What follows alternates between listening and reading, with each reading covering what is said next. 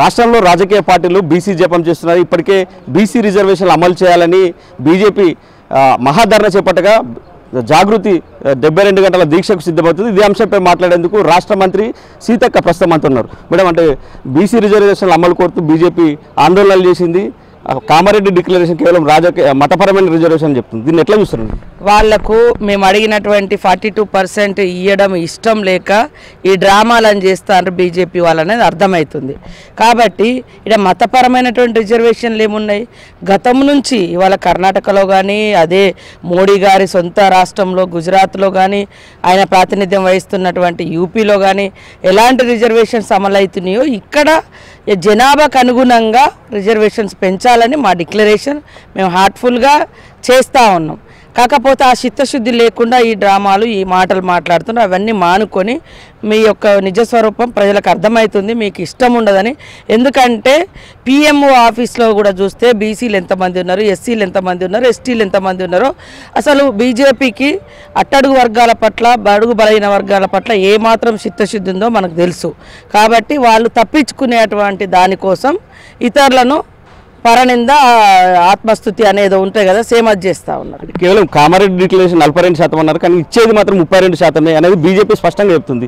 వాస్తవంగా ఏంది అసలు మనం 33% గతంలో ఉంటే 2018లో వచ్చినటువంటి ఆ చట్టం మూలంగా, పంచాయతీరాజ్ చట్టం మూలంగా 23% తగ్గించినప్పుడు వీళ్ళు నోరు మూసుకొని కూర్చున్నారు.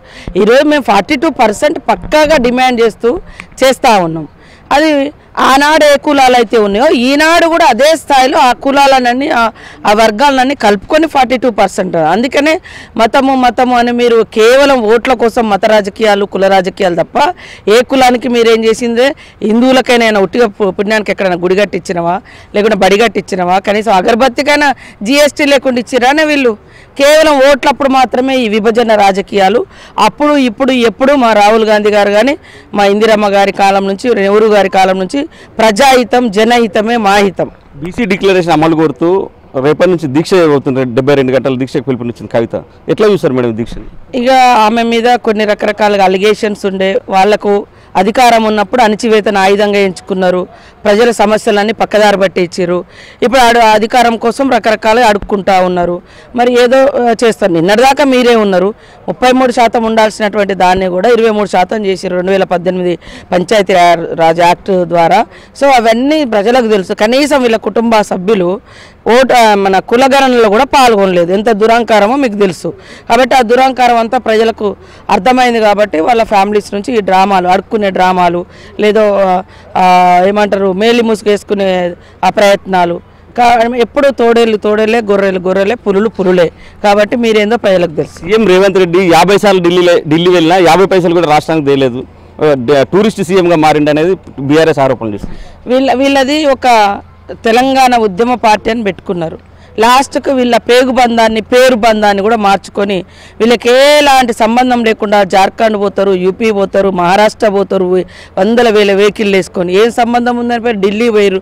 ఇక్కడ చనిపోయిన వాళ్ళకి ₹1 ఇవ్వలేదు ఈ రాష్ట్ర ప్రభుత్వం ఆనాడు. ఈరోజు మా పార్టీ జాతీయ స్థాయి పార్టీ. సేమ్ టైంలో తెలంగాణలో ఉన్నటువంటి అనేక సమస్యలు జాతీయ నాయకత్వంతో, అదేవిధంగా ఈరోజు 42% జాతీయ స్థాయిలో మద్దతు కూడా కడుతున్నాము. అదేవిధంగా జాతీయ స్థాయిలో ఇది మోడల్గా నిలబడ్డది. సేమ్ టైంలో మా ప్రయత్నం మేము చేస్తున్నాం. మీ లెక్క ఫామ్ హౌస్లు ఉంటే ఎట్లా వస్తుంది? మా ప్రజలకు మేము చెప్పుకుంటాను, అయ్యా మేము కొట్లాడుతున్నాము, మరి పోతున్నాము, కలుస్తున్నాము. మీరే ఇప్పుడు ఎవరైనా అడిగితే ఎప్పుడైనా అడిగినవానే, వచ్చినవానే అని కూడా అంటారు కదా. ఎస్, మా వినతి, మా విజ్ఞాపన, మా పోరాటం ఖచ్చితంగా ప్రజల పక్షాన ఉంటుంది. ఖచ్చితంగా కొన్ని ఇస్తున్నారు. మరీ ఏమి ఇవ్వలేదని నేను అనను. కొన్ని అక్కడ టూరిజమో, లేకుంటే R&B రోడ్సో, నేషనల్ హైవేసో కొంతైనా వస్తున్నాయి. అది కూడా మన ప్రయత్నం మూలంగా. మీరు ఏ ప్రయత్నం చేయలేదు, మీరు ఏ ఇంటర్నల్గా సంబంధం ఉందే మా వల్లే కాబట్టి మాకు అన్ని ఇస్తారని మీరు ఫామ్ హౌస్లో పడుకున్నారు బీజేపీ మీరు ఒకటే అని. కాబట్టి ఆ రోజు వచ్చే పథకాలన్నీ విస్మరించారు.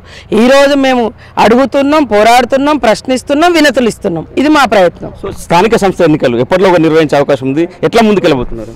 ఇటు ఒక దిక్కు కోర్టు తీర్పు ఉంది, ఒక దిక్కు 42% మరి బిల్ ఏమో పార్లమెంట్లో కేంద్రం దగ్గర రాష్ట్రపతి దగ్గర ఆర్డినెన్స్ ఇవన్నీ ఉన్నాయి కాబట్టి ఈ మా యొక్క ధర్నా తర్వాత 42% ఏం వాళ్ళు అప్రోచ్ అవుతారు బీజేపీ వాళ్ళు అనేది దాన్ని బట్టి కూడా మేము ముందుకెళ్తాం. సో ఇది మొత్తం మీద సీతక్క చెప్తున్నారు. ఢిల్లీ సీఎం ఢిల్లీకి ఎన్నిసార్లు వెళ్ళినా ఏమవుతుంది అంటూ కూడా సీతక్క చెప్తున్నారు.